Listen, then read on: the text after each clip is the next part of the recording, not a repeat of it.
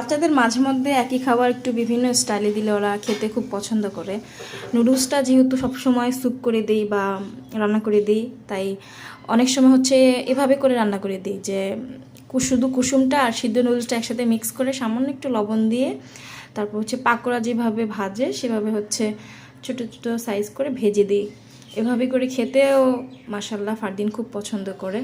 একই খাবার রেগুলার খেতে যেহেতু পছন্দ করে না বাচ্চারা, তাই বিভিন্ন দিন বিভিন্ন স্টাইলে একই খাবারকে দেওয়া যেতে পারে।